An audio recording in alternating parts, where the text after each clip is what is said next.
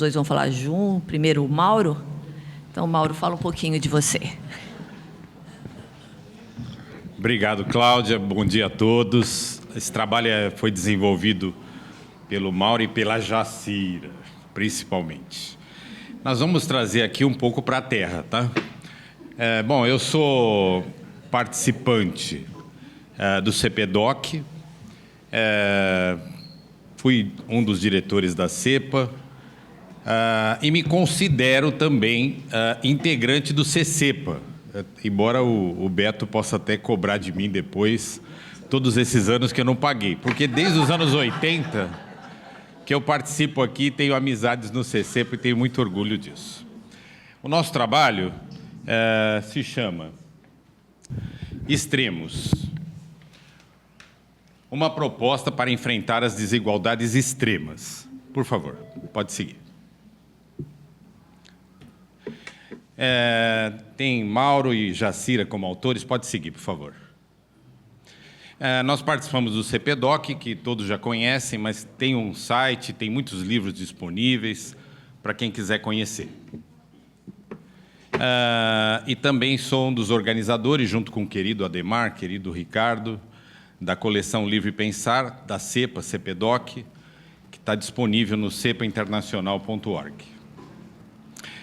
Falando então da desigualdade, todos sabemos que a desigualdade é uma marca da sociedade brasileira. Mas o que resolvemos trazer aqui para debate é a desigualdade extrema e cruel, que é presente e persistente. Pode seguir. Como motivação para esse trabalho, nós fomos buscar o livro de Pedro Neri, um pesquisador economista, que escreveu o livro Extremos, um mapa para entender as desigualdades do Brasil. Então, esse livro é uma base inicial e um motivador do nosso trabalho. Qual é a ideia do trabalho, então? Propor um conjunto de ações prioritárias para enfrentamento da extrema desigualdade no Brasil, a partir de uma visão humanista e com base no Espiritismo. Dessa maneira, trazendo algum aspecto de urgência para essas questões que nós estamos tratando. O trabalho está dividido em 4 partes. Eu vou falar da primeira parte, que é um retrato da desigualdade extrema. Pode seguir. Pode seguir. Se a gente for falar da desigualdade extrema, e o livro do Pedro Neri traz muitos dados sobre isso, podemos falar, por exemplo, do IDH. O IDH no bairro de Pinheiros, em São Paulo, é o maior do Brasil, quase 1. Equivalente aos principais e melhores países para se viver no mundo. E nós temos no Brasil um extremo, por exemplo, na cidade de Ipixuna, no Amazonas, em que o IDH é 0,499. Nós podemos falar de riqueza e pobreza. O Distrito Federal é o local do Brasil com maior renda per capita. E no Maranhão, estado do Maranhão, nós temos uma renda per capita de 5 vezes menor do que do Distrito Federal. Seguindo. Moradia pode ser um dos temas. Nós podemos falar tanto da falta de moradia, como da precariedade de moradias no Brasil. O trabalho pode ser um dos temas. A desigualdade no acesso ao trabalho é muito presente, tanto dentro das próprias cidades, mas principalmente quando olhamos as várias regiões do país. Os mais afetados são jovens, mulheres e negros, e principalmente as mulheres negras, do ponto de vista de acesso ao trabalho, principalmente o trabalho digno. Seguindo. A saúde, a expectativa poderia ser um tema da desigualdade extrema. O bairro do Morumbi, em São Paulo, é onde existe a maior longevidade no Brasil. E podemos, por exemplo, no outro extremo, encontrar em Teresina, no Piauí, o bairro de Mocambinho. A educação, para finalizar, é, sem dúvida, uma das perpetuadoras das desigualdades, porque a dificuldade de acesso à educação é muito diferenciada no país, e esse é um dos instrumentos de manutenção da situação que vivemos hoje. Pode seguir. Esse quadro de extrema desigualdade exige diretrizes claras, além de ações determinantes e concretas. Como tudo lá em casa, eu apresento o problema e a Jacira traz as soluções. Então, vou apresentar aqui a Jacira. Desculpa, tem mais um tópico para mim. Desculpa.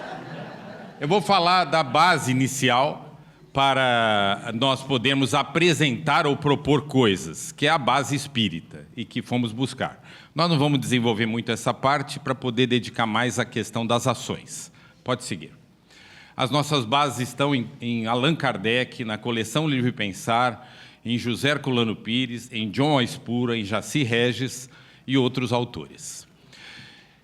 Os principais eixos da base espírita estão, inicialmente, na solidariedade.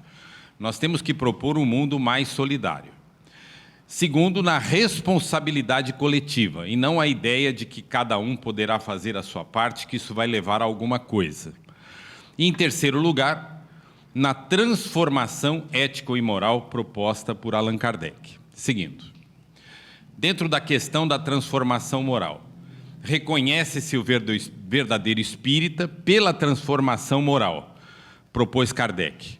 E nós vamos saber que, estudando a obra de Kardec, existe a convicção de que o conhecimento pode levar a várias transformações e que diariamente temos que lutar para aumentar esse conhecimento das necessidades e dos caminhos, mas também de implementar ações, porque fica claro que só pelo conhecimento as transformações não ocorrem.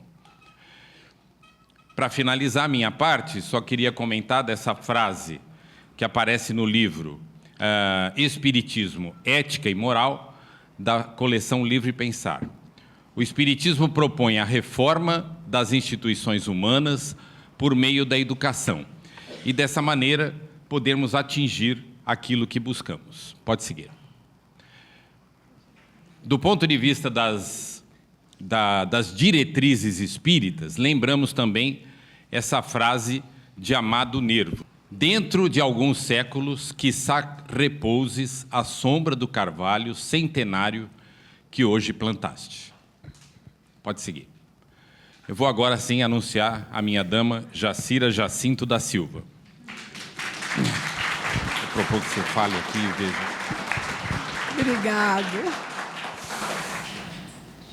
Muito bom dia, muita alegria estar aqui, muito agradecimento pela organização, por tudo. Uma emoção imensa conviver com os amigos queridos aqui em Porto Alegre. Bom, pessoal, o melhor do trabalho o Mauro já apresentou. Agora, se eu não falasse nada, não ia mudar muita coisa, mas vamos lá, por favor. Vamos pensar numa agenda de curto prazo. Como poderíamos imaginar uma ação, como poderíamos agir? As ações imediatas começam com poucas pessoas. Sempre reunimos em algumas pessoas para pensar o que vamos fazer. Como poderíamos nos organizar? O Código Civil oferece duas possibilidades para ONGs, as associações e as fundações. Passe, por favor. Mas, e a médio prazo? A médio prazo, nós podemos pensar que as boas políticas são o melhor caminho para ações consistentes. Não nos esqueçamos que as políticas são executadas por nós na sociedade e é importante lembrar delas. O trabalho vai se solidificando, vai ganhando personalidade e, com o tempo, as instituições se credenciam para realizar, junto ao poder público, uma política importante. A longo prazo, podemos buscar diariamente, sempre, melhorar os processos e as pessoas. Devemos buscar melhorar os processos e as pessoas. Envolver a sociedade talvez seja o trabalho mais difícil, mas é extremamente necessário. E a captação de recursos. doações, parcerias, editais, emendas parlamentares, concorrência pública, etc., é parte desse projeto para executarmos um trabalho social. Vamos à frente. Temos que eleger prioridades. Nas prioridades, nós devemos pensar que gente boa reunida produz coisas essenciais, fabulosas, maravilhosas. E quanta coisa poderíamos fazer se nos uníssemos, se uníssemos à vontade de fazer. Porque carências, gente, nós temos imensas. Nós temos, no campo da juventude, criança, adolescente, idosos, pessoas em vulnerabilidade e risco social, o meio ambiente, dependência química, pessoas em situação de rua, e vai. Nós poderíamos enumerar muitas. Vamos nos concentrar nas 3 primeiras, crianças e adolescentes. A educação é a baliza maior. Então, não podemos esquecer que as nossas crianças precisam ter a garantia de educação, moradia, alimentação, saúde, cultura, oportunidades. Nós estamos aqui reunidos falando de coisas óbvias, muito simples, mas vamos pensar que as crianças precisam de oportunidades. Passa, por favor. E os idosos, claro, a garantia do cuidado na velhice. Se nós pensarmos que todos nós estamos envelhecendo, né, pensar que é um direito básico, é dignidade. Dignidade. E nós temos que cuidar dos nossos idosos. Passa. Pessoas em vulnerabilidade e risco social. Começamos pela escuta. Porque se ouvirmos, vocês não imaginam quantas pessoas boas estão em situação de vulnerabilidade, pessoas estudadas, uma infinidade de gente.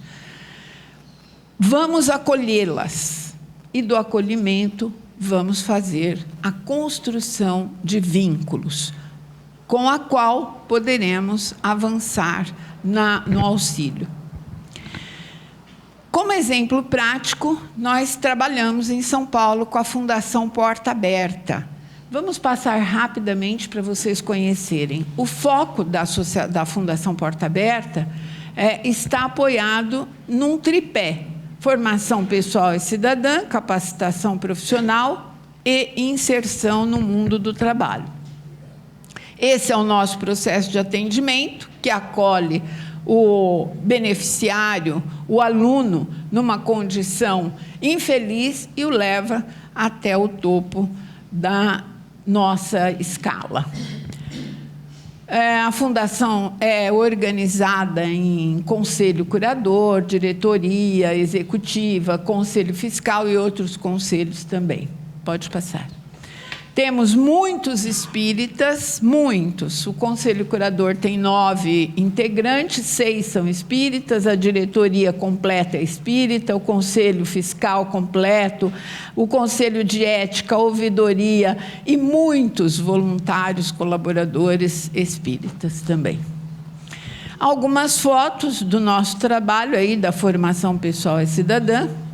Pode passar. Agricultura urbana, cabeleireiro, construção civil, corte e costura, culinária, higienização e limpeza, sustentabilidade e o melhor, né? A Fundação Porta Aberta, graças à sua ética, ao seu compromisso, à sua forma de conduzir, já ganhou por 3 vezes o prêmio de melhores ONGs do Brasil. Estamos concorrendo novamente agora em 2025. Conclusão. Pode passar. É comum pessoas sempre refletirem que deveriam fazer algo pela sociedade, mas nada fazem. Passam a vida pensando. De uma hora para outra, às vezes, agem. E há também aquelas que deixam passar todas as oportunidades. Trabalhar com gente é profundamente desafiador, mas não tem nada melhor do que pensar que se está fazendo algo, que não estamos parados, né? Vamos lá. As políticas públicas existem e precisam de gente séria para executá-las. Esse é o X da questão. Gente que execute com seriedade uma política pública. Cada vez que um grupo de pessoas bem-intencionadas se propõe a realizar um trabalho desses, o mundo sorri, as flores se abrem e os pássaros cantam. É um sinal de novos e bons tempos.